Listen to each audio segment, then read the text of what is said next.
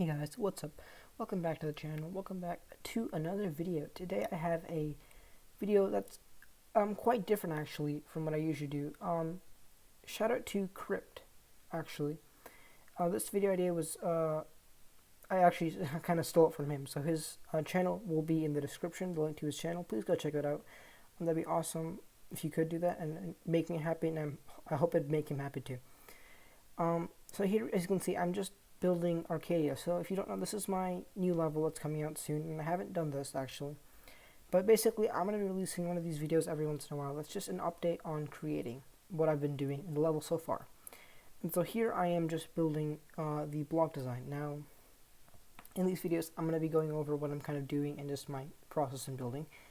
And so here, when I start making a block design, right, I usually like to split it into 3 layers. I have the foreground, the background, and then the details. So the background for the block is usually the details that aren't too noticeable. The foreground are the very noticeable and important details, and the just what I call them details are just the little things that are in the block. So as you can see here, I'm trying different things with the blocks. It takes me a while to come up with a design that I like, and then it takes me even longer to come up with a unique design for every individual part, and not just copy and paste blocks from part to part. And so it took me a while to come up with certain designs. A lot of things I like to do are use the same blocks over and over again within the similar part, and even like parts across the level. But I organize them in different ways. I use different colors, and I also use some other objects too. But I just change the style of the part, if that makes sense. So right here, when I'm doing this, I'm splitting the block in half, and I'm creating a little glow thing, which kind of splits the block into 2 parts, and each half of the block has a slightly different hue. This is because in my levels, I lack one thing a lot, which is colors. I usually use one color, and then I'll just use that color, and then I'll use darker, lighter shades of it with black and white. And this is very abundant if you've seen some of my levels, or my little parts of levels that I've been making over like the past 7 months, because I'm not motivated to actually finish a level. But I am now, so I'm building this level Arcadia. Right here, I am doing the 3D blocks because this is like an important part of the design. Also because it just adds a little bit more depth to the blocks and fills a little bit more space. That is the block right there. Now we're going to be going ahead and doing this for other blocks. So the thing about other blocks is that they're shaped differently. And as you can see, I've added these little things to the sides of the blocks, these little mini structures. And those are quite important actually, because they just add more detail to the blocks themselves. Because all of the blocks that I used to use in the past were quite boring actually. Like there wouldn't be many slopes, and slopes are kind of hard to decorate, especially when you're doing a style like this where everything's kind of rigid. So if you are going to do blocks that are kind of squared, right, or straight, kind of boring, I would definitely recommend that you can add things to the sides or add structures within the blocks as well. That's also really something you can do, and it makes the block really interesting. But as I was saying, like within blocks, something that's really difficult about decoration is that you want to make each block unique in its own way, and it already is unique, partially because each block is slightly different, right? But if all the blocks look the same, then it looks copy-pasted, right? And it looks like the part itself is kind of boring. So you have to add a little bit of something different to each block and a little bit of variation. And that's kind of hard to do sometimes, especially if your style uses the same objects over and over again, right? Or like it can only use certain type of objects or certain set of objects. Otherwise, the objects look out of place. And so that's kind of hard to make unique blocks within the individual parts, which is something I struggled with here a lot, and I decided I would do slightly different variations of the same design and pattern within each block, it's already pretty easy to do that because of the structures on the sides. And yeah, I got happy with what I had. As you can see here, I'm starting to do an orb design, and this orb design is quite simple actually. I don't want it to be too visible, because I don't want the orb to be cluttered. One issue I did have with the black orb is that I usually like to have very bright glow in the center of the orb. That was an issue with the black orb though. I tried to do some saw blades, but I kind of failed with that. I'll get into that more later. As you can see, I did some quick ground spikes here, nothing special. Then I did some arrows that mark where the player jumps. If the arrow is pointing up, you jump. If the arrow is pointing down, you don't jump, but you still have to actually like not jump. It's a specific part where you have to like not jump, kind of. I kind of messed up here. I came back and fixed that later. Yeah, then I added a little bit of glow to the ground and a little bit of air deco as well. Then I started making some of the background effects. So this isn't anything special, but I started making this little neon pillar thing that would kind of move in the background.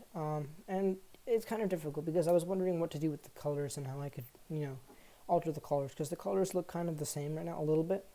Not too much though. So I did alter the colors between a kind of pinkish color and a kind of reddish color. With the main color being a reddish pinkish color.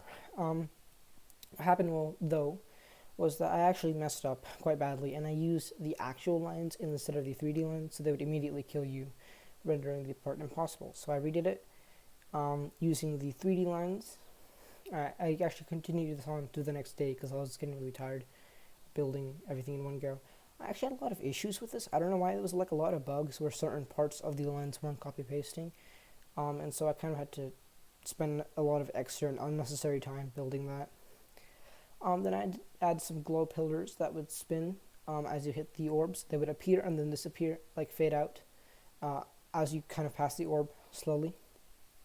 Just so that it wouldn't be like just kind of stuck there, and I wouldn't have to like worry about the dynamics and stuff like that. Then I started making a very basic background. I just made some moving slant like slopes, and they're moving at different speeds, and they were at different colors and different brightnesses. Then I made some saw blades. As I told you before, I hated the solids I had before. I like these ones a lot better because they're more clean and they're more like differently shaped. I fixed some of the neon. There was a little bit of a neon bug in some of the blocks. And yeah, here's the part.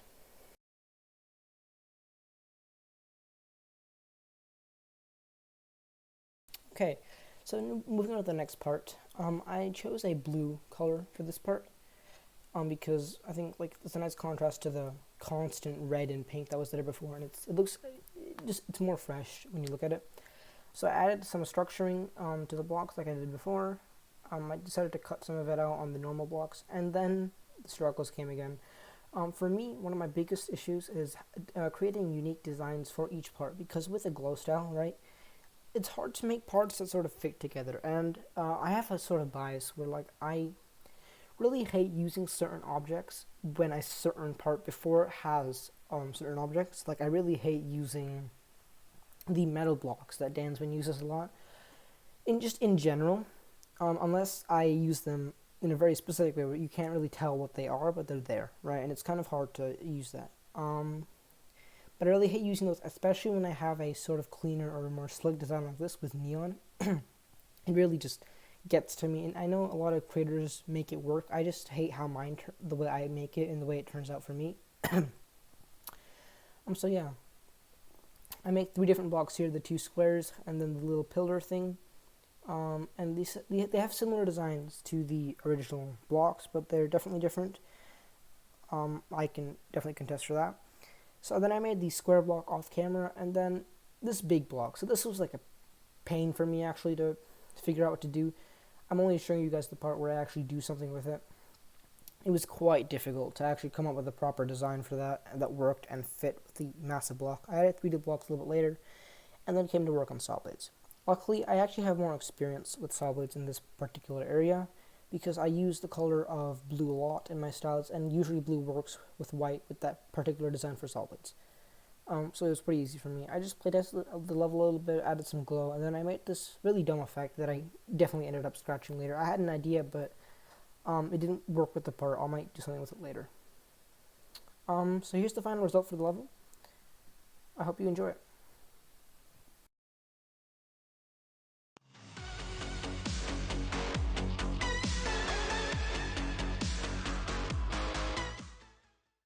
So yeah, that was Arcadia that I made. I'm gonna be working on this a little bit more in the future, and I'll keep making parts like videos like these in the future.